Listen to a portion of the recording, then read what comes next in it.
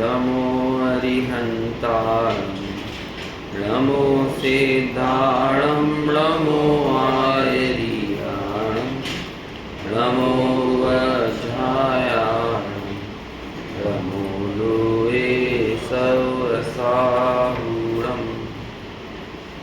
मंगलं भगवान् वीरो मंगलं गौतमो गणि मंगलं कुन्दकुन्दाद्यो जैनधर्मोऽस्तु मङ्गलम् सर्वमङ्गलमाङ्गल्यं सर्वकल्याणकारकं प्रधानं सर्वधर्माणां जैनं जयतु शाश्वती जैनं जयतु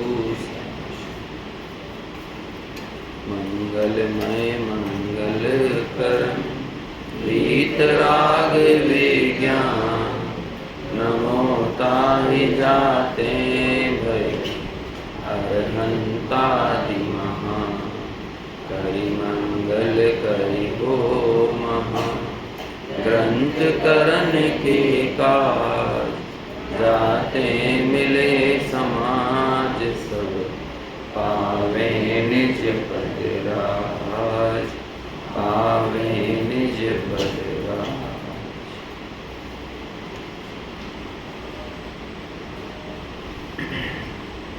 तत्व निर्णय करने रूप जो पुरुषार्थ है, ऐसे उस पुरुषार्थ से ही मोक्ष की प्राप्ति होती है। ये विभिन्न युक्तियों के माध्यम से पंडित टोडरमल जी यहाँ समझा रहे हैं। कल हमने बहुत सारे उन प्रश्नों को देखा जो टोडरमल जी ने स्वयं खड़े किए हैं और फिर उनका समाधान प्रस्तुत किया है। सबसे बड़ा प्रश्न यही था कि पुरुषार्थ ना हो पाने में या संसार में जो भ्रम बना हुआ है उसके होने में जो कहना चाहिए कि जो शिथिलाचारी जीव है या जैसे अपने वर्तमान में जो प्रकट जो शिथिलता है, आलस्य है, प्रमाद है, उस प्रमाद की पूर्ति करने के लिए वो कर्मों पर ही सारा आरोप मढ़ने का काम कर रहा है। भ्रम है तो उसका कारण भी कर्म है, तत्व निर्णय में उपयोग नहीं लगता तो इसका कारण भी कर्म है। सम्यक चारित्र का घातक मोह है तो कहता है कि जब तक मोह का नाश नहीं होगा तब तक मेरा उपयोग लगेगा कैसे। कुल मिलाकर हर तरह से उसने कर्मों के ऊपर ही सारा ठीकरा फोड़ रखा है कि कर्मों के कारण ही मैं अपना उपयोग तत्व निर्णय में नहीं लगा पाता हूँ, स्वयं को जानने में, तत्व विचार करने में, इनमें नहीं लगा पाता हूँ। अब पुरानी सारी जो चर्चा हमारी चली उसको मैं रिवीजन नहीं करूँगा क्योंकि हमारा आगे विषय काफ़ी बड़ा है और आज हमें उसे पूरा करना है। लगभग 1-1.5 पेज का विषय और बचा हुआ है। उसमें कल हमने आखिर में जो बात की थी, जब ये प्रश्न खड़ा किया कि द्रव्य कर्म से भाव कर्म, भाव कर्म से द्रव्य कर्म, ये जो बंध और उदय की श्रृंखला है ये तो निरंतर चल रही है। हम इस अविरत प्रवाहमान जो श्रृंखला है कर्मों की, द्रव्य कर्म भाव कर्म की, इस श्रृंखला के बीच में हम आखिर वो पुरुषार्थ करने का समय कहाँ से निकालें? वो स्पेस ही नहीं मिलता है। थोड़ा सा स्पेस मिले, कर्मों से विराम मिले, तब तो हम कोई तत्व विचार कर पाएँ। लेकिन हमें ये भाव कर्म और द्रव्य कर्म थोड़ा सा भी स्पेस नहीं देते, खालीपन नहीं देते। तो अब बोलो इस व्यस्तता के बीच में हम कहाँ अपना उपयोग तत्व निर्णय करने में लगा पाएँ? टोडरमल जी ने उसका उत्तर दिया कि देखो भाई, यदि कर्मों का प्रवाह सदा एक सा रहे तो तू जो बोलता है वो एकदम सही है। हम तब तुम्हें कुछ नहीं बोलेंगे कि हाँ सही है भाई, भाव कर्म और द्रव्य कर्मों की प्रचुरता इतनी भयंकर है कि जिसके कारण तुम कहाँ टाइम निकाल पाओगे, कैसे तुम तत्व निर्णय तत्व विचार कर पाओगे जब मोह का उदय प्रबल हो, है ना, अन्य ज्ञानावर्णी दर्शनावर्णी आदि का उदय प्रबल हो, असाता वेदनीय का उदय प्रबल हो। तो ऐसे प्रबल कर्मोदय के बीच में तो बहुत कठिन है, सच्ची बात है। यदि ऐसा होता, यदि वो प्रवाह एक जैसा बना रहता, तब हम आपसे कुछ भी नहीं कहते। लेकिन सच्चाई क्या है, वस्तु स्थिति क्या है? वस्तु स्थिति ये है कि कर्मों का प्रवाह सदा एक सा नहीं रहता। राग को भी हम मंद और तीव्र होता हुआ देखते हैं। जब मंद राग और तीव्र राग रूप स्थिति रहती है, कर्मों के उदय रूप स्थिति में मंद और तीव्रता देखी जाती है।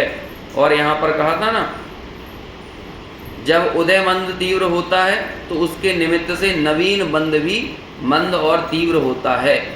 इसलिए संसारी जीवों को कर्मोदय के निमित्त से कभी ज्ञानादिक बहुत प्रकट होते हैं, कभी थोड़े प्रकट होते हैं, कभी रागादिक मंद होते हैं और कभी वे तीव्र होते हैं। इस प्रकार परिवर्तन होता रहता है। ये मंद तीव्रता का क्रम, ये श्रृंखला निरंतर चलती रहती है। तो यहाँ हमने कल बात अपनी पूरी की थी। तो ये तो एक सैद्धांतिक बात हो गई।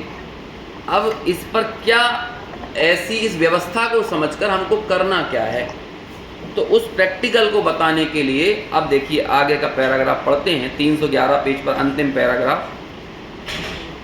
वहाँ कदाचित संगी पंचेंद्रिय पर्याप्त पर्याय प्राप्त को तब मन द्वारा विचार करने की शक्ति हुई, तथा इसके कभी तीव्र रागादिक होते हैं, कभी मंद होते हैं। वहाँ रागादिक का तीव्र उदय होने से तो विषय कषायादिक के कार्यों में ही प्रवृत्ति होती है, तथा रागादिक का मंद उदय होने से बाह्य उपदेशादिक का निमित्त बने और स्वयं पुरुषार्थ करके उन उपदेश आदिक में उपयोग को लगाए तो धर्म कार्यों में प्रवृत्ति होती है। जब तीव्र कषाय होगी तब तो सवाल ही पैदा नहीं होता कि कोई उपदेश को सुन ले। समझ में आया? और ना उपदेश में मन लगाने की ऐसी अंतर में कोई भावना ही उसके प्रकट होती है। वहाँ तो उसका क्या मन करेगा जब तीव्र कषाय होगी कि खाओ पियो मारो कूटो, क्रोध करो, मान करो, माया लोभ 5 इंद्रिय के विषयों में प्रवृत्त हो। यही भावना अंदर में बिल्कुल उछाले मार रही होगी। लेकिन जब भी वो राग घटेगा, जब भी वो कषायें घटेंगी, तीव्र कषाय से मंद कषाय रूप परिणमित होगा, तब वहाँ पर यदि किसी का उपदेश मिल जाए और उसमें थोड़ा सा ध्यान लगाए, जैसे आपने 8वीं गाथा की टीका में सुना होगा समय सार की, कि वो स्वस्ति ऐसा किसी वचन कहा, तो स्वस्ति वचन सुन के कोई एकदम सामान्य व्यक्ति हो ना, ढोर चराने वाला जैसे बोलते हैं, भेड़ चराने वाला, गड़रिया टाइप का है ना, तो वो गड़रिया ऐसे टकटकी लगाकर देख रहा है कि इन्होंने क्या बोला। अब वो टकटकी लगाकर शांत चित्त से इसलिए देख रहा है क्योंकि उसे कहीं ना कहीं ये एहसास हुआ कि ये जो सामने वाले ने वचन का प्रयोग किया है ना, ये कुछ अच्छी बात कही है। भले हमें समझ में नहीं आई अभी, लेकिन अच्छी बात कही है। और जब उसे ऐसा लगा, भीतर से भाव आया, तो वो सुन रहा है। अब उसे लगा कि जब सामने वाले ने स्वस्ति कहा है तो स्वस्ति का मतलब भी बताएगा, तभी तो वो देख रहा है। समझ में आया? तो जब तक मंद कषाय, यदि तीव्र कषाय होती तो एकदम लड़ने नहीं लग जाता। एक बार हम तमिलनाडु गए तो वहाँ पर क्या हुआ, अपन नॉर्मली बोल देते ना कि हटो हटो, ऐसे बोल देते ना किसी से। जैसे गाड़ी के सामने कोई बच्चा आया तमिलनाडु में, वो पौंडीचेरी में क्या कहते हैं अपना पोन्नूर के पास से पौंडीचेरी गए। हाँ, तो पौंडीचेरी में उन्हें समझ में नहीं आया तो ऐसे बोल दिया हटो, ऐसे कर दिए भैया हटो। अपन ने ऐसा बोल दिया, अपनी भाषा में सामान्यता बोलोगे तो यहाँ कोई बुरा थोड़ी मानेगा। अब वहाँ जब हटो ऐसा बोला तो एक लड़का था, पता नहीं उन्हें क्या 4-6 लोगों को लेके आ गया। वो तमिलनाडु में पता नहीं हमारे उच्चारण का क्या मतलब निकलता है, और वो ऐसे गाड़ियाँ ठोकने लगा जैसे हमने कोई बहुत गलत बात बोल दी हो, है ना। तो देखो, यदि वो सामने वाला शांत होता, उसे समझ में नहीं आई हमारी बात, तो वो हो सकता था धैर्य से सुनता रहता। लेकिन अंदर से यदि वो पहले से कषाय से भरा हुआ हो तो हमारा वो वचन सामने वाले की कषायों को और ज़्यादा उद्वेलित करने वाला साबित होगा। अब यदि वो गड़रिया भी ऐसे तीव्र कसाई होता तो हो सकता था स्वस्ति सुन के गुस्सा आ जाता, उसको लगे ये कोई गाली तो नहीं दे रहे, लेकिन वो मंद कसाई था तो मेढ़े की भांति टकटकी लगा के ऐसे देखने लगा। समझ में आया? ऐसे ही जब कई बार हम आम लोगों के जीवन में देखते हैं, मैं एक बार सही बता रहा हूँ, एक बार मैं कहीं जा रहा था फ्लाइट में, तो बगल में एक मुस्लिम संप्रदाय का, मुस्लिम धर्म को मानने वाला व्यक्ति बैठा, और ऐसे ही सामान्य रूप से चर्चा चली, 1.5-2 घंटे का सफ़र था, तो बातों ही बातों में सामान्य शिष्टाचार के नाते बातें चालू हुई, और फिर ऐसे ही प्रश्न हो गया, भाई तुम ईश्वर कर्तृत्व को मानते हो, अल्लाह ही सब कुछ करने वाला है, लेकिन आप ये सोचो, अल्लाह अच्छा कोई इंसान होता होगा ना अल्लाह, तभी तो आप उसको पूज रहे हो। अब आप सोचोगे यदि वो अल्लाह के कारण ये पूरी कायनात, ये दुनिया चल रही है, तो यहाँ पर तो छोटी छोटी सी 2 साल 3 साल की बच्चियों के साथ रेप भी हो रहा है, तो क्या ये करने वाला भी अल्लाह है? यदि आपको लगता है पूरी दुनिया को वो चला, ये दुनिया में लूट हो रही है, हिंसा हो रही है, इतना ज़्यादा अत्याचार मचा हुआ है दुनिया में, तो क्या आपको लगता है ये करने वाला अल्लाह होगा? तो वो इतना सभ्य आदमी, हाँ बात तो सही कह रहे हो, इस बारे में तो हम सब लोगों को बहुत गंभीरता से विचार करना चाहिए कि यदि वो वाकई में पूजनीय हैं, सम्माननीय हैं, हम उसे रोज़ याद कर रहे हैं, तो वो व्यक्ति ऐसा क्यों कर सकता है? तो हमने कहा कि भाई हमारा दर्शन यही बोलता है, आप दर्शन की प्राचीन धाराओं में जब जाओगे तो वहाँ पर ये कहा जाएगा कि कोई ईश्वर नहीं है, ये ईश्वर कर्तृत्व की मान्यता का जो कहना चाहिए, जो प्रबल मान्यताएं जब प्रबल हुई, ईश्वर करने वाला है, ये पूरी दुनिया में, ये जो ईसा मसीह आए थे ना, उनके आने के बाद हुई। और आपको पता होगा कि ईसा मसीह को ही मानने वाली, जब से ईसा मसीह को मानना चालू किया ना कि ईसा मसीह या ईशु या पैगंबर या कोई बहुत बड़ी अव्यक्त अदृश्य शक्ति है, वो ये दुनिया को चला रही है, पाश्चात्य दार्शनिकों ने जब से ईसा मसीह को मानना चालू किया ना, उस समय को कहा अंधकार का युग। हमने नहीं बोला ये पाश्चात्य दार्शनिकों ने कहा। पहली शताब्दी से लेकर 12वीं शताब्दी तक का टाइम वो अंधकार का युग कहते हैं, क्योंकि इन 1200 सालों में कोई प्रश्न नहीं खड़ा कर सकता था, जो उनने कह दिया वही सही है, वही कायनात चला रही है। मतलब कार्य कारण संबंधों को खोजना बंद कर दिया गया लोगों ने। तो उन्होंने कहा जहाँ पर तुम कोई लॉजिक से, कोई युक्ति से किसी बात का विचार नहीं कर सकते, निर्णय नहीं कर सकते, और एक अंधविश्वास की मान्यता के साथ सब कुछ ईश्वर पर थोपने लग जाओ, तो ऐसा दौर तो अंधकार का युग है, क्योंकि आपने अपने स्वयं के ज्ञान और विवेक के प्रकाश को पूरी तरह से लुप्त कर दिया है। उन्हीं लोगों ने ये कहा। और ये ईसा मसीह के पहले हुए सुकरात, प्लेटो, अरस्तु, ये लोग तो फिर भी कुछ खोज रहे थे, लेकिन जब उन्होंने ईसा मसीह पर ही सब कुछ थोप दिया या किसी अदृश्य अव्यक्त शक्ति पर सब थोप दिया, तो उसे वही लोग अंधकार का युग कहने लगे। तो जब ये सब चर्चा चली तो वो व्यक्ति ने बड़े धैर्य और शांति से सुना। तो हमने कहा कि भाई दर्शन की मान्यताएं तो ये कहती हैं कि व्यक्ति के अपनी विसंवाद, अपनी कषाएं, अपने राग द्वेष, ये ही वास्तव में सारा का सारा पूरी दुनिया में विसंवाद पैदा करते हैं, कलह पैदा करते हैं, वैमनस्य पैदा करते हैं। कोई ईश्वर थोड़ी करवा रहा है, ये हमारी कषाएं करवा रही हैं। लेकिन हम देखते हैं दुनिया में सब तरह के लोग हैं, कोई करुणावान होता है, कोई कषाई होता है, कोई हिंसक वृत्ति होता है, कोई क्रोधी होता है, कोई तीव्र क्रोधी होता है, कोई मंद क्रोधी होता है। एक व्यक्ति ही कभी तीव्र क्रोध में झुलसता है, कभी वही व्यक्ति मंद क्रोधी हो जाता है। कोई व्यक्ति कभी तीव्र अहंकार में झुलसता है, कभी वही व्यक्ति अल्प अहंकारी हो जाता है। कभी किसी पर तीव्र राग आता है, कभी किसी पर मंद राग आता है, तीव्र द्वेष होता है, मंद द्वेष होता है। तो ये कषायों का कम ज़्यादा होना इस बात का सूचक है कि इस विश्व में कोई ना कोई व्यक्ति ऐसा भी होगा जिसकी कोई राग ना हो, कोई द्वेष ना हो, कोई क्रोध ना हो, कोई मान ना हो, माया ना हो, लोभ ना हो। तो ये क्रोध, मान, माया, लोभ, राग द्वेष का अभाव करने में हमारी कोई ईश्वर थोड़ी मदद करेगा। ये तो हमें ही कोई ना कोई ऐसा पुरुषार्थ करना पड़ेगा जिसके बल पर हम हमारी इन कषायों को, इस वैमनस्य के भाव को हटा सकते हैं। जब ये बातें उसके सामने की तो वो व्यक्ति भी टकटकी लगा के मेढ़े की भांति सुन रहा था। बोलो, उसे भी ये बातों में लगा कि हाँ बात में तो, अब सोचो एक मुस्लिम धर्म को मानने वाला जो कहते हैं, और वो भला आदमी था, 5 टाइम का नमाजी था, सब चीज़ें जो उनके यहाँ चलती सब मान्य करने वाला था।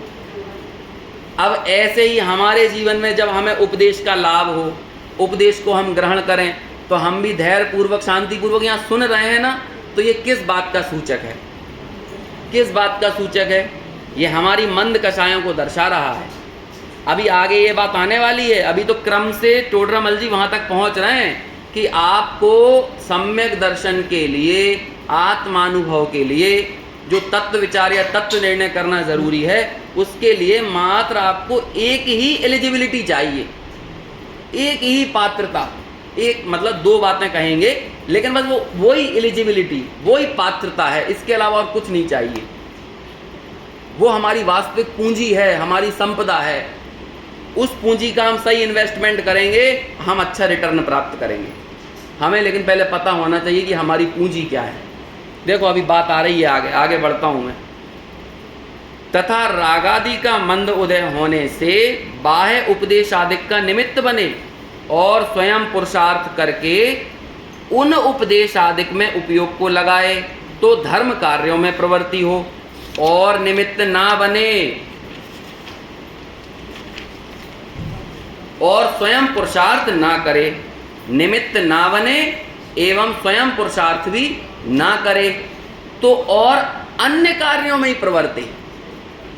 एक तो निमित्त भी नहीं बना और स्वयं भी कोई पुरुषार्थ नहीं किया, उपदेश मिला भी नहीं और पुरुषार्थ भी नहीं किया, तो कहते हैं ऐसे में वो अन्य कार्यों में प्रवर्ते, परंतु मंद रागादि सहित प्रवर्ते, ऐसे में तो अवसर उपदेश कार्यकारी है।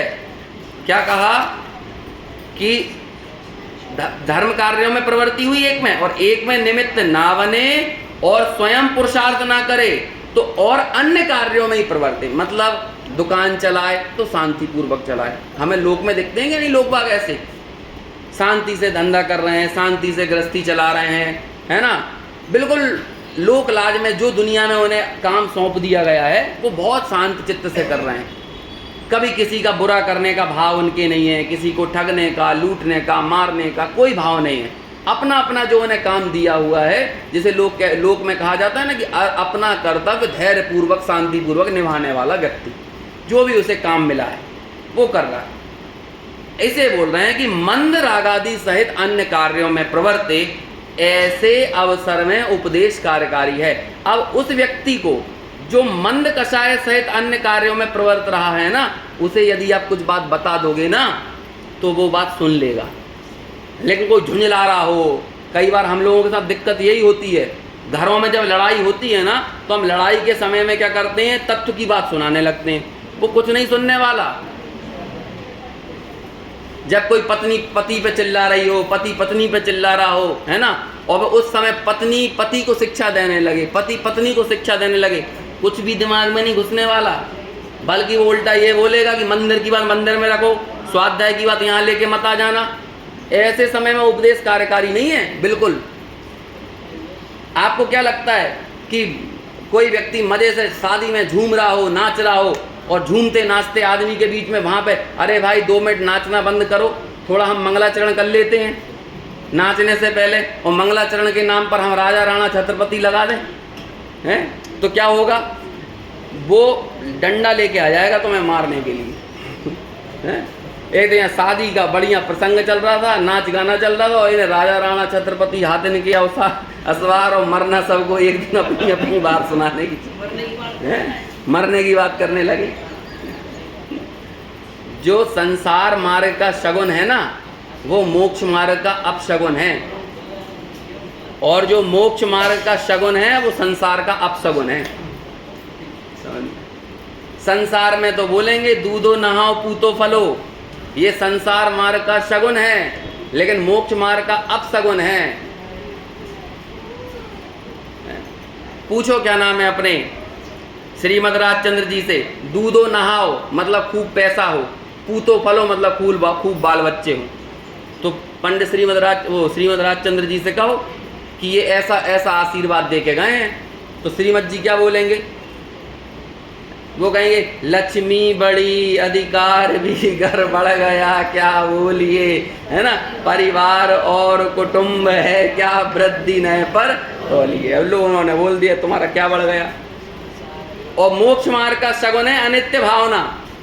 समझ में आया ना, राजा राणा छत्रपति, अब ये कोई शादी के बीच में चला दो तो क्या हो जाएगा, अब शगुन नहीं कर दिया क्या, मरने मारने की बात कर दी। समझ में आया? संसार की क्षणभंगुरता और अनित्यता का विचार, ये तो शगुन है। यहाँ ये कह रहे हैं कि उपदेश देने के लिए भी व्यक्ति का मंद कषाय रूप परिणमन होना ये बहुत ज़रूरी है। हर किसी को उपदेश नहीं दिया जा सकता। मैंने जो 3-4 दिन पहले आपसे एक बात कही थी ना कि क्यों हमें जिनवाणी की, जिनेंद्र भगवान की, जिन गुरुओं की सन्निधि होना जरूरी है। क्यों जरूरी है? क्योंकि उपदेश ग्रहण करने से पहले मंद कषाई होना जरूरी है, नहीं तो आप उपदेश ग्रहण नहीं कर सकते। आप हो सकता है घर में लड़ के, झुंझला के और टीवी चला के बैठे हो प्रवचन सुनने के लिए, हैं हमें पत्नी से बात नहीं करना, चलो प्रवचन ही सुनते हैं। आपको कुछ नहीं घुसेगा प्रवचन में, दिमाग में कुछ नहीं घुसेगा, और घुस भी जाएगा ना तो बुद्धि में घुसेगा, परिणामों तक, अंतर तक कुछ नहीं आने वाला, नहीं आएगा वो बात। हम घर में किन परिस्थितियों, अरे घर में घुसे रहना, घर से चिपके रहना अपने आप में तीव्र कषाय का प्रतीक है। आप ये मान ही नहीं रहे ये बात। गृहस्थ किसको कहते हैं? वास्तव में गृहस्थ किसे कहते हैं? मालूम क्या उत्तर दिया? गृहस्थ किसे कहते हैं? आशाधर जी ने सागार धर्मामृत में क्या कहा? मुनि बनने की भावना का नाम गृहस्थ है। घर में रहने से कोई गृहस्थ नहीं हो जाता। घर में रह के जैसे घर क्या कहें, भाले के जैसे चुभता हो। क्या नाम है अपना, पंडित बनारसी दास जी ने लिखा है, क्या लिखा है? भाल सो गृह काज, है ना। बंद अधिकार में एक छंद आता है, वो पढ़ना मूल वहीं से। उसमें घर में रहने को मालूम क्या कहा? भाले की नोक पे ऊपर रहना। हाँ, काल सो कुटुंब काज, भाल सो भुवन वास। हाँ, यही मैं बोलना चाह रहा था। भाल, भुवन, भुवन यानी घर में रहना, मतलब भाले की नोक पर रहना। अब भाले की नोक पर कितने आनंद से बैठे रहेंगे हम? तो वो भाले की नोक पर है तो निरंतर ये सोच रहा है कि कब मैं, है ना, कब इस घर गृहस्थी को छोड़कर और मैं वन खंडादि में जाकर अपनी आत्मा आराधना करूं। ये पंडित आशाधर जी ने लिखा। मुनि बनने की भावना का नाम गृहस्थ है। घर में आनंद से पड़े रहने का नाम गृहस्थ नहीं है, क्योंकि घर में रहने का नाम गृहस्थ होता तो घर में तो मक्खी भी रह रही है, मच्छर भी रह रहे हैं, चींटी, चिंटा, मकड़ी सब रह रहे हैं, छिपकली, तो वे सब गृहस्थ कहलाएंगे क्या? घर में रहने से गृहस्थ नहीं है। सागार मतलब कौन? गृहस्थ मतलब कौन? मुनि बनने की भावना का नाम गृहस्थ, और उस भावना का साकार हो जाने का नाम अनगार। क्या बोल दिया? मुनि बनने की भावना का नाम सागार। आगार बोलते हैं घर को, स्थल को। सागार, सागार गृहस्थ वो कहलाता है सागार, और मुनि कहलाते हैं अनगार। मुनि बनने की भावना का नाम सागार, और भावना का साकार हो जाने का नाम अनगार है। समझ गए? आप जिस भावना के साथ जी रहे थे वो भावना अब चरितार्थ हो गई। ऐसे मंद कषाय में, यदि मंद तीव्र कषाय होगा तो ही आपको घर में मजा आएगा। आप ये बात समझिए, नहीं तो वहां से तो व्यक्ति भागेगा। कब जिनवाणी मिले, कब तत्व विचार मिले। टोडरमल जी ने रहस्यपूर्ण चिट्ठी में लिखा कि नहीं, साधर्मियों को तो परस्पर चर्चा ही चाहिए। लिखा कि नहीं? ये समागम की कामना की, एक उत्तम समागम हो, साधर्मियों को परस्पर क्या चाहिए? चर्चा ही चाहिए। देखो, अकेले चर्चा से कुछ नहीं होगा, लेकिन चिंतन के पूर्व चर्चा आए बिना रहेगी नहीं। अकेले चिंतन से कुछ नहीं होगा, लेकिन अनुभूति के पूर्व चिंतन आए बिना रहेगा नहीं। समझ में आया बात? एक क्रम समझ में आया?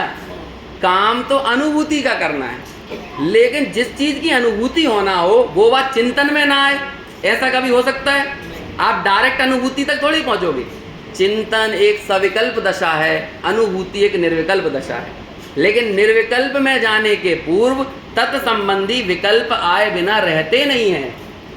देखो कितने कमाल की बात है, जब हम चर्चा में होते हैं, जब हम तत्व चर्चा में होते हैं, वो ही चर्चा ये कहती है कि मैं उपादेय नहीं हूँ। वो चर्चा ये कह रही है, ये चर्चा जो हम कर रहे हैं ना, यही चर्चा मैं कह रहा हूँ, इन बातों से कुछ नहीं होगा। लेकिन बातों से कुछ नहीं होगा ये कहने के लिए मुझे एक बात कहना पड़ रही है, कहना पड़ रही ना। ऐसे ही जब मैं चिंतन में पहुंचा तो वो चिंतन अपने आप को नकार रहा है कि चिंतन अकेले से कुछ नहीं होगा, चिंतन अकेले से कुछ नहीं होगा। लेकिन अनुभूति में जाने के पूर्व उसका चिंतन ना हो, ऐसा कभी हो नहीं सकता है। तो यथा योग्य अपनी अपनी स्थिति में सब उपादेय हैं, लेकिन परम उपादेय तो एकमात्र काली शुद्धात्मा है, जिसकी अनुभूति का नाम सम्यक दर्शन है। बात समझ में आई? तो चर्चा तो होगी, और चर्चा होगी तो योग्य समागम होगा। चर्चा होगी, चर्चा सुनने का भाव मंद कषाय में आएगा, तीव्र कषाय में ना तो आप चर्चा सुनोगे और ना चिंतन करोगे। अभी तक की बात समझ में आई, पूरी श्रृंखला, पूरा क्रम। अब देखो आगे बढ़ते हैं। इसमें जो आया है ना कि मंद कषाय रूप व्यापाराधिक में प्रवृत्त है और निमित्त भी मतलब उसे नहीं है, तो वो पुरुषार्थ भी नहीं कर रहा है, तो फिर उपदेश कार्यकारी फिर वो ऐसे अवसर में, अभी उपदेश उसे मिला नहीं है, वो दुनियादारी के काम में लगा हुआ था, लेकिन वो व्यक्ति एटलीस्ट पात्र है कि उसे उपदेश दिया जाए तो काम हो जाएगा।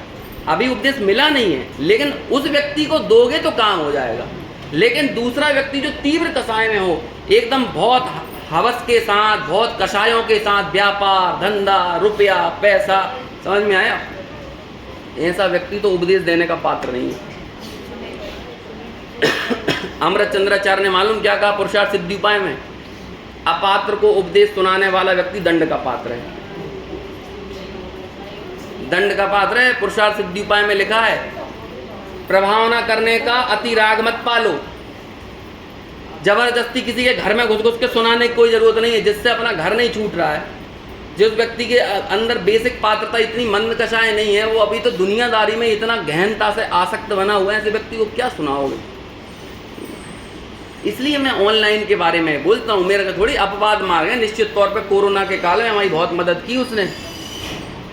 आज भी यथा योग्य कुछ व्यक्तियों की मदद करता होगा, और अलग अलग समयों पर हमारी भी मदद करता होगा कि भाई आप 8 घंटे के लिए कहीं सफ़र पे निकले हो तो ठीक है, उपयोग जहाँ तहाँ ना जाए तो उस काल में सुनो, लेकिन सुनते ही सुनते मत रहना।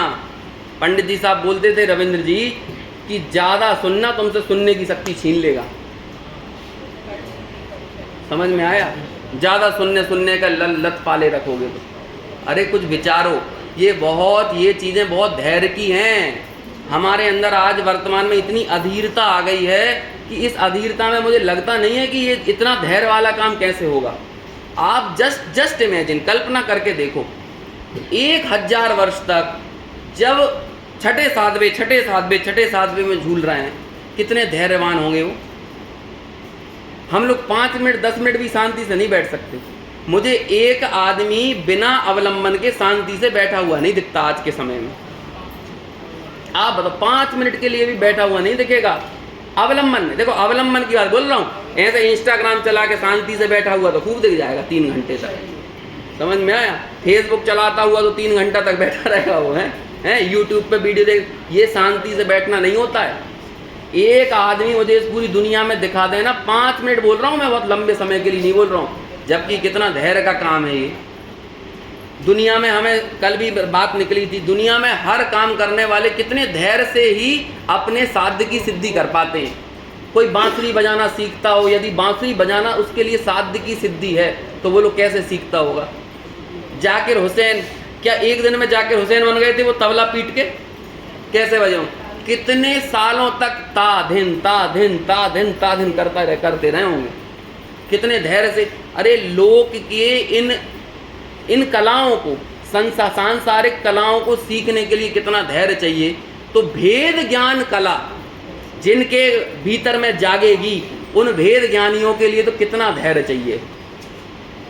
ये हाय हवस का काम थोड़ी है, बहुत आपाधापी का काम नहीं है। मैं कहता हूँ ज़्यादा नहीं करना है, हर चीज़ में अपने जीवन को संयमित करो।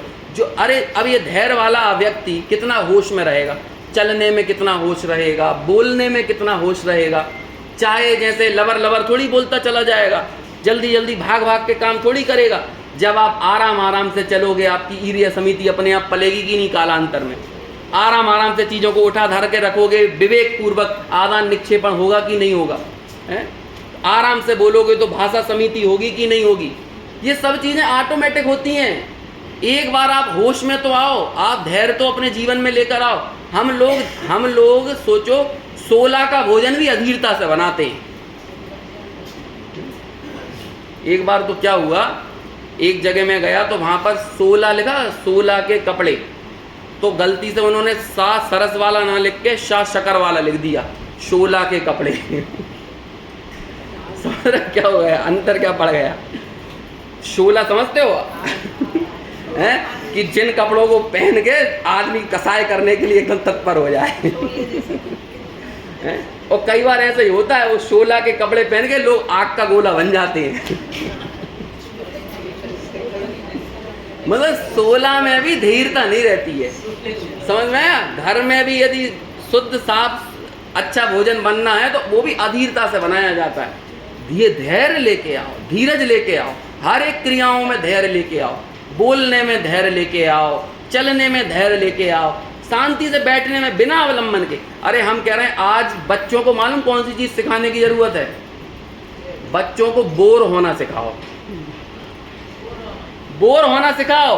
आज तुरंत बच्चे बोलते हैं मोबाइल ले लिया, हम तो बोर हो रहे हैं, हम तो बोर हो रहे हैं। तो मैं तो अपने घर में बोलता हूँ बेटा थोड़ा बोर होना सीख बोर होना। 2-4 घंटे बिना कुछ के बोर हो, 15 मिनट ही बोर हो ले भाई, 15 मिनट बोर होना सीख। आदत डालो बोर होने की, क्योंकि ये काम एकांत में ही करना है। आगे जाकर सीखो, जरूरत नहीं है हर समय कुछ ना कुछ लाए जाओ इकट्ठे किए जाओ। ऐसा नहीं है, कोई ना कोई बात सुनाओ, कोई ना कोई चीज दिखाओ, ऐसे काम नहीं चलेगा।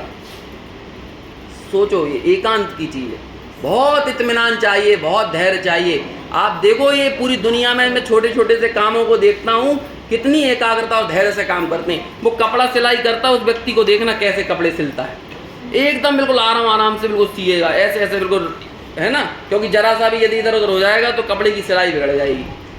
जब सांसारिक कार्यों में इतना इत्मीनान, इतना धैर्य चाहिए है, हम लोग इस काम को इतना कैजुअल ले लेते कि लगता है ये तो ऐसे हड़बड़ी में हो जाएगा। आप समझो तो सही इस बात को। अब जब हम यहाँ पर आए तो ये बात इस बात का प्रतीक है, द्योतक है। क्या, किस बात का प्रतीक है? कि हमारी कसाएं मंद हुई हैं, हम धैर्य लेकर आए हैं यहाँ पर। और आपकी कसायों की मंदता कब चालू हो जाती? जब आप उठते हो ना, नहाते हो, कपड़े पहनते हो, घर से यहाँ के लिए निकलते हो, तो समरंभ समारंभ आरंभ होता है कि नहीं? समरंभ मतलब योजना बनना, है ना? समारंभ मतलब उसे एग्जीक्यूट करने के लिए तैयार होना, और आरंभ मतलब काम हो ही जाना। आप जब यहाँ पर आके बैठे तब तो काम आरंभ हुआ, लेकिन आपकी मंद कसाय रूप परिणमन तो वो समरंभ और समारंभ के समय से होने लगा था। सुना है कि नहीं? समरंभ समारंभ कृत कार्य अनुमोदना, ये सब आश्रव के कारणों में सुना है कि नहीं? और बताऊं, आप रात को IPL देख के सो, ठीक है, और रात को आप इस भावना से सो कि कल मेरे को स्वाध्याय में जाना है। आपके सोने की क्रिया प्रशस्त में बदल जाएगी।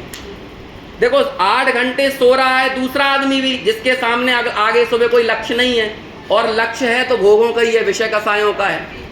लेकिन एक व्यक्ति 8 घंटे दूसरा भी सो रहा है, लेकिन किस लक्ष्य से सो रहा है? आपके सोने की क्रिया में आश्रव बदल गया, आश्रव का उदय बदल गया। आप समझ रहे हो? 8 घंटे दिख रहे हैं दोनों सोए, 8 घंटे ये भी सो रहा है, 8 घंटे ये भी सो रहा है।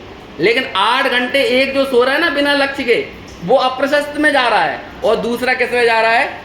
क्यों? क्योंकि समरंभ और समारंभ चालू है वहां पे। ये पूरा एक कैलकुलेशन है जैनागम का, बहुत व्यवस्थित पूरा गणित है। ये समझो ये चीज को। तो जब आप सोचो घर से निकले, आप एक भावना लेकर निकले हो आराम से, तो जब उस भावना के साथ यहाँ पर आए तो वो भावना कैसी थी? आप मंद कसाय रूप परिणमन वहां से चालू हुआ, एक एक कदम आगे बढ़ता जा रहा है, मंद कसाय रूप आप आ गए। अब आप जब आप यहाँ के बैठे हो, अब मैं आपको ये बात सुनाऊंगा तो मेरे बोलने से आपको असर नहीं पड़ रहा। आप ये बात मानो, आपकी मंद कसाय के कारण ये शब्द आपके काम आ रहे हैं, बस मेरे बोलने से कुछ भी नहीं हो रहा है।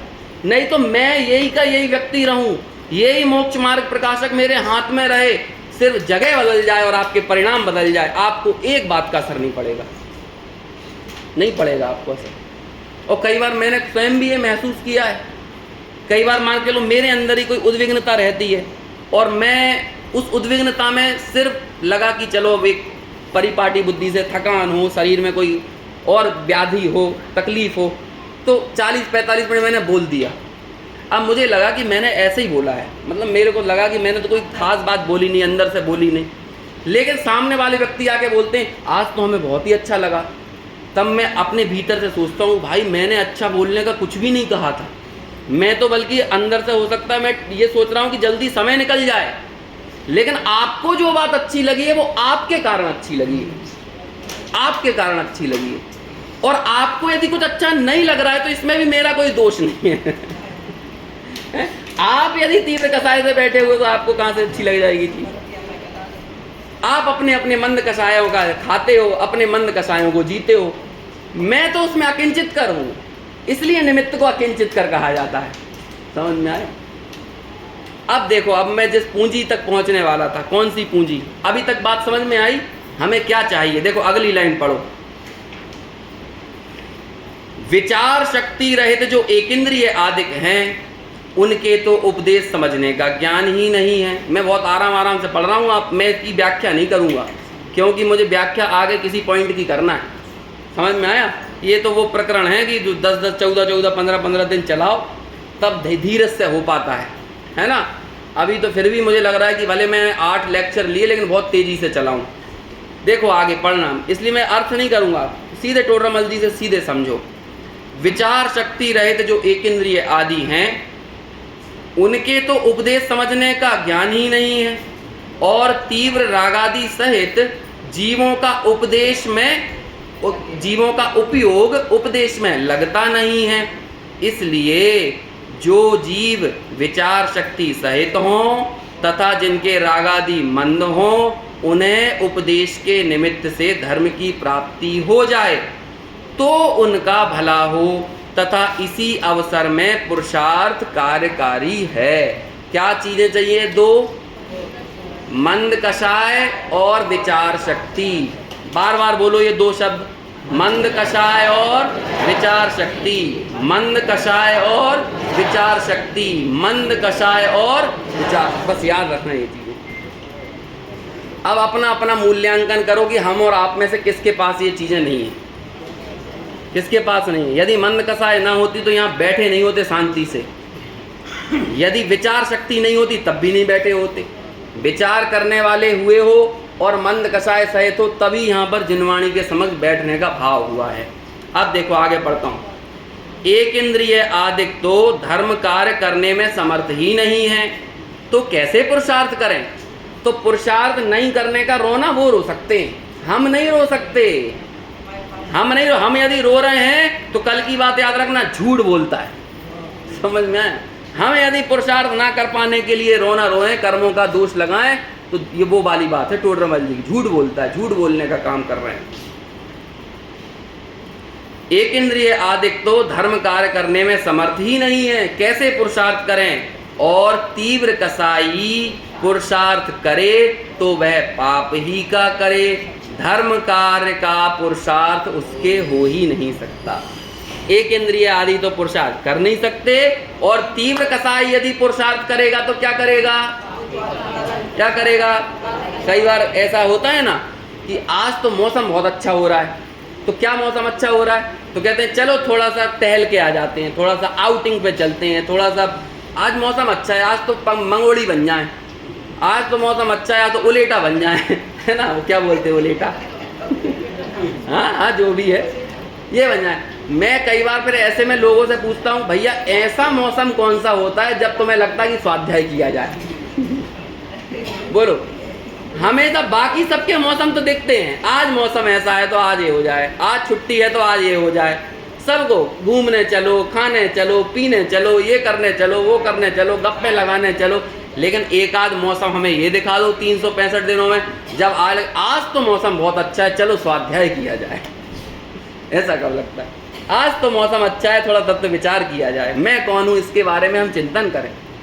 आत्मार्थी के लिए हर दिन हर क्षण ऐसा ही मौसम होता है और तीव्र कषाय की स्थिति में हमें इसका ख्याल भी नहीं आता है। इसलिए 4 दिन का मौसम तो आया ही है। हाँ बस भाई, अब 4 दिन का आया है, लेकिन इसको अभी मैं बताऊंगा आपको। हमारी ये पूंजी है ना, मंद कषाय और विचार शक्ति, मंद कषाय और विचार शक्ति। अब ये देखना ये पूंजी कहाँ बर्बाद होती है। इसमें संतुष्ट मत हो मंद कसाय और विचार शक्ति। पढ़ो अगला पैराग्राफ। इसलिए अरे जितने प्रश्न आपके उठ रहे हैं टोडरमल जी ने पहले ही मन में बैठ गए हैं आपके, मालूम है क्या पूछोगे। खुश मत होना मंद कसाय और विचार शक्ति मिल जाने से, बिल्कुल खुश मत होना कि हमें विचार शक्ति मिल गई है, हम मंद कसाई हो गए हैं, तो आप बिल्कुल झूमो, नाचो, गाओ, है ना, जश्न मनाओ, 4 दिन की है जिंदगी, फिर अंधेरी रात है, ऐसा नहीं।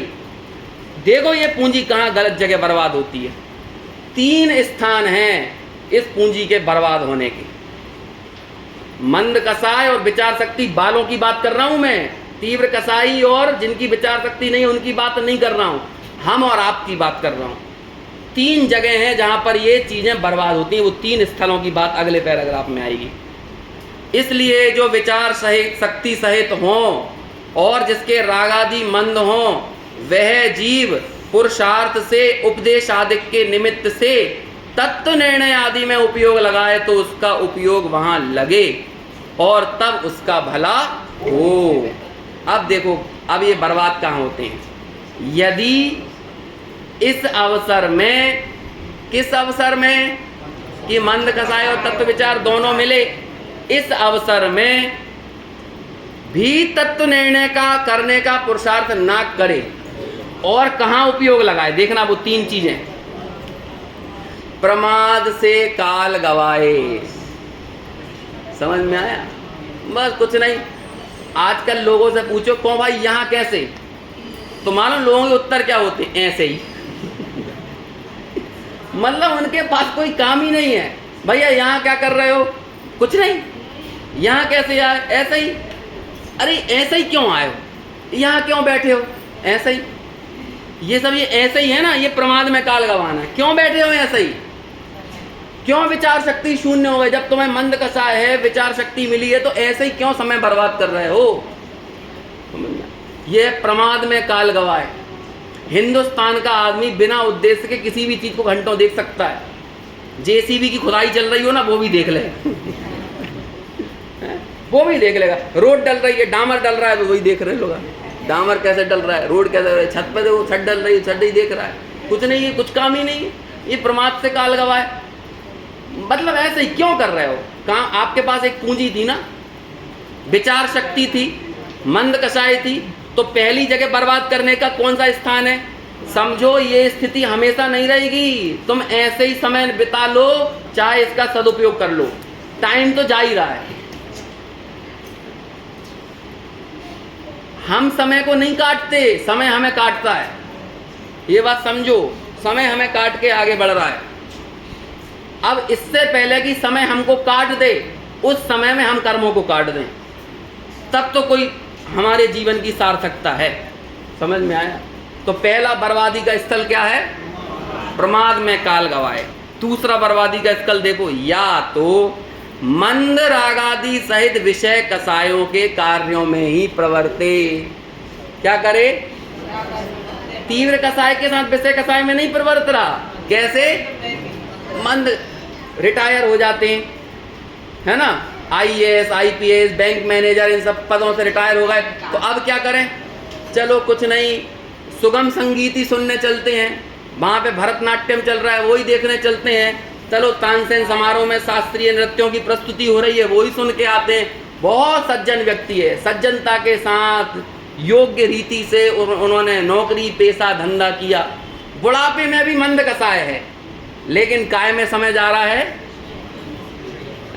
चलो अच्छी पिक्चर रिलीज हुई है, चलो वही देख के आते हैं मंद कसाय सहित, चलो थोड़ा सा ये कर लेते हैं, चलो थोड़ा सा अच्छे से रेस्टोरेंट में जाकर थोड़ा सा भोजन आदि करके आ जाएं, थोड़ा सा और भी आउटिंग करने के लिए कहीं घूमने चलते हैं, मंद कसाय सहित। वहाँ पर कोई आपाधापी नहीं है, लेकिन प्रवर्त कहाँ पर रहा है, विषय कसायों में प्रवर्ते। दूसरा बर्बादी का स्थल। अब मैं थोड़ा जल्दी जल्दी चलता हूँ, है ना, नहीं तो इन 3 पॉइंटों पर ही स्पेसिफिकली 1-1 घंटे तक मैंने बोला है ना, लेकिन अभी मैं नहीं बोलूँगा उतना ज़्यादा। या अब तीसरी चीज सुनो, तीसरा बर्बादी का स्थल, या व्यवहार धर्म कार्यों में प्रवृत्ति। समझ गए, ये भी कौन सा स्थल है। आप यहाँ पे भी मंद कसाय को और विचार शक्ति की जो संपदा, जो पूंजी मिली है, वो बर्बाद करने के लिए तत्पर हो। व्यवहार कार्यों में प्रवृत्ति, पूजा कर ली, भक्ति कर ली, विधान कर लिया, समझ में आया, व्रत कर लिया, उपवास कर लिया, लेकिन किया क्या?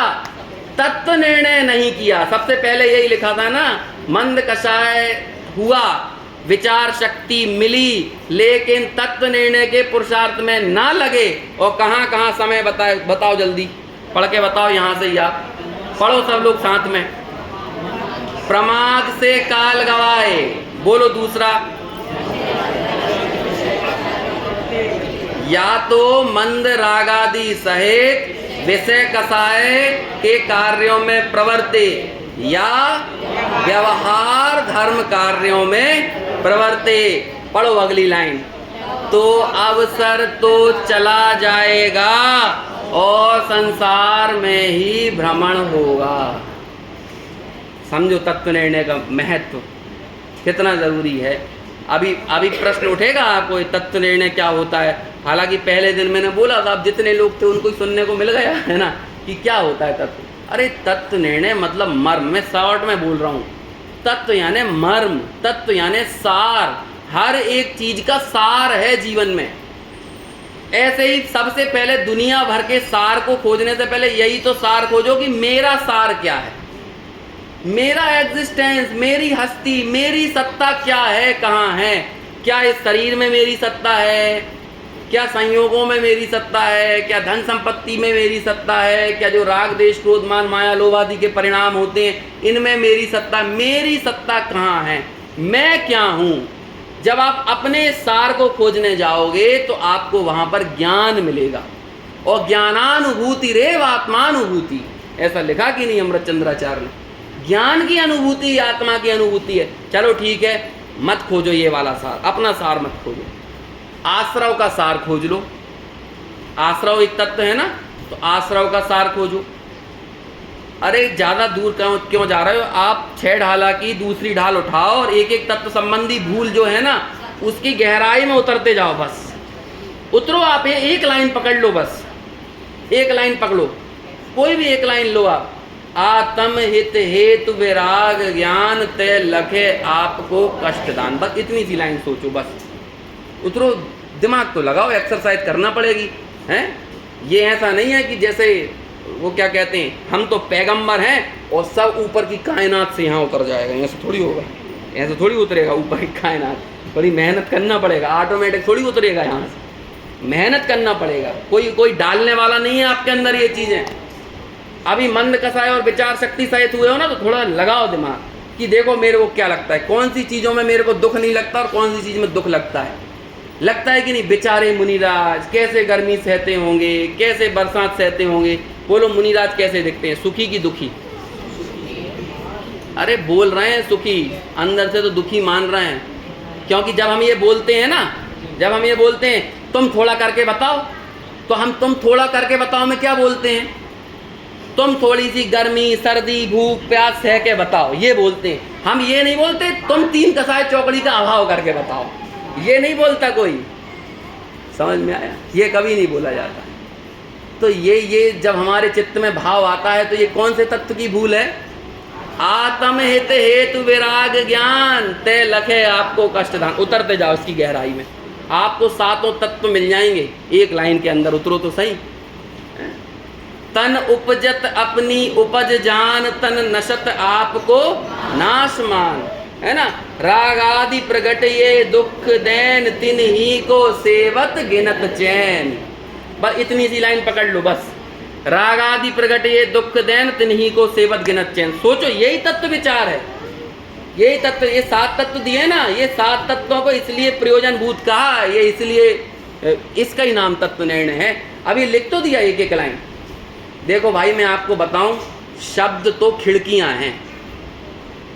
इन शब्दों की खिड़कियों में से आप जितने बड़े दृश्य को देख लो, ये आपके ऊपर निर्भर करता है।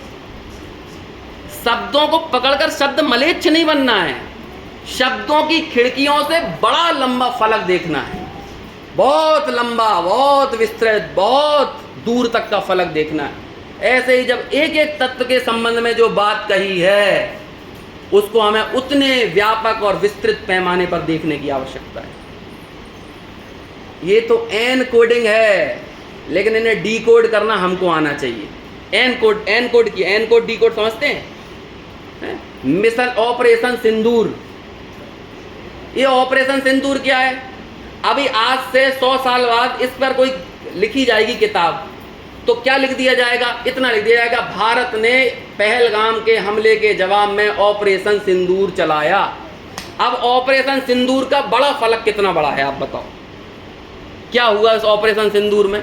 तो ये ऑपरेशन सिंदूर तो एन कोडिंग है, डी कोड आपको करना है कि ऑपरेशन सिंदूर क्या होता है। ऐसे ही तत्व विचार, ये इतना सा शब्द तो एन कोडिंग है, डी कोड आपको करना है। समझ में आया? ये शब्दों की खिड़कियां, शब्दों में अर्थ नहीं होता, शब्दों के बीच में जो स्पेस होता है ना, वहां पे अर्थ होता है। उस स्पेस में पूरा अर्थ छुपा हुआ है, और इस स्पेस को देखने, इसे बोलते बिटवीन द लाइंस जाके पढ़ना। लाइंस को नहीं पढ़ना, बिटवीन द लाइंस पढ़ना। रागादि प्रगट ये दुख दैन तिन्ही को सेवत गिनत चैन, एन कोडिंग है ऑपरेशन सिंदूर की तरह। डी कोड करो डी कोड। क्रोध करते समय लगता है तिन्ही को सेवत गिनत चैन, मान करते हुए लगता है तिन्ही को सेवत गिनत चैन, मायाचारी करते हुए लगता है तिन्ही को सेवत गिनत चैन। जब बाल बच्चे चारों तरफ से घेर के हमें बैठ जाते हैं, एक इधर पप्पी दे रहा है, एक इधर पप्पी दे रहा है, तो लगता है कि नहीं तिन्ही को सेवत गिनत चैन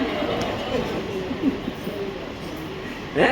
लगता है कि नहीं? अब करो डी कोड, करो। अकेले इस लाइन पे जाऊंगा मैं, आगे बढ़ूंगा तो मेरे को तो 2-4 घंटे इसमें निकल जाएंगे। अब उदाहरण कितने दिए जाएंगे, थोड़ी अपनी बुद्धि लगा। इसका नाम है तत्व निर्णय। इसके लिए समय चाहिए, धैर्य चाहिए, बैठना पड़ेगा शांति से।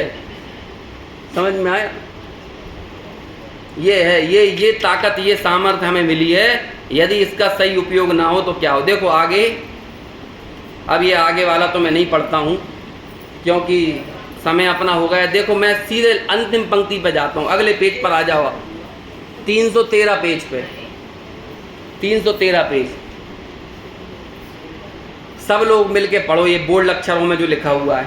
आओ सर तो चला जाएगा, बोलो। इसलिए आराम से पढ़ो भाई, यहाँ भी अधीरता से पढ़ोगे तो कैसे काम चलेगा? बिल्कुल आराम। देखो मैं आपको पढ़ता हूँ, शांति से उस लय में पढ़ना, टोन मिला के। इसलिए अवसर चूकना योग्य नहीं है, अब सर्व प्रकार से अवसर आया है, ऐसा अवसर प्राप्त करना कठिन है। बोलिए। श्री गुरु दयालु होकर मोक्ष मार्ग का उपदेश देते हैं, उसमें भव्य जीवों को प्रवृत्ति करना। क्या कहा? अवसर चूकने योग्य नहीं है। कौन सा अवसर? मंद कषाय और विचार शक्ति। मंद कषाय और विचार, ये आसानी से नहीं मिला है। जितने जल्दी मैंने ये बोल दिया ना, मंद कषाय और विचार शक्ति, इसे पाने में कईयों परावर्तन जितना काल बीत गया, तब जाकर मंद कषाय और विचार शक्ति मिलती है। ऐसे ही नहीं मिली। और इतनी इम्पोर्टेंट चीज यदि हम 3 स्थलों पर जाकर बर्बाद करके संतुष्ट हो जाएं तो विचार करना। उसके बाद एक, इसलिए अवसर चूकना योग्य नहीं है, अब सर्व प्रकार से अवसर आया है। इससे बेहतर अब मत सोचो।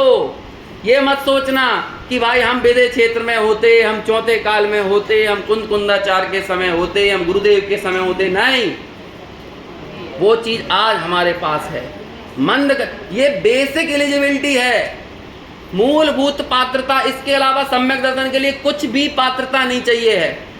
अपने आप को औदैहिक भावों से कमजोर आंकना बंद करो कि मेरा दिमाग काम नहीं करता है, या फिर मेरा स्वाध्याय में मन नहीं लगता है, या मेरे अंदर घर गृहस्थी की प्रतिकूलता है, असाता का उदय बना रहता है, मेरे जीवन में बहुत गरीबी है, मेरे पुत्री पुत्रादि मेरे अनुकूल नहीं है, पति अनुकूल। कुछ भी मत बोलो, कोई बात बोलने की जरूरत नहीं है। अपनी व्यस्तताओं का रोना मत रो और अपनी प्रतिकूलताओं का रोना भी मत रो। अब सर्व प्रकार से अवसर आया है, सर्व प्रकार से अवसर आया है। अब ऐसा अवसर प्राप्त करना बहुत कठिन है। इसलिए श्री गुरु दयालु होकर मोक्ष मार्ग का उपदेश देते हैं। इसमें भव्य जीवों को प्रवृत्ति करना चाहिए। इसलिए तत्व निर्णय और तत्व विचार ही हमारा प्राथमिक कर्तव्य है। इस कर्तव्य को करने से हमें कभी नहीं चूकना चाहिए। इस बात को ध्यान में रखकर ही हम समस्त कार्यों में प्रवृत्त हैं। इस भावना से अपनी बात यहीं पूर्ण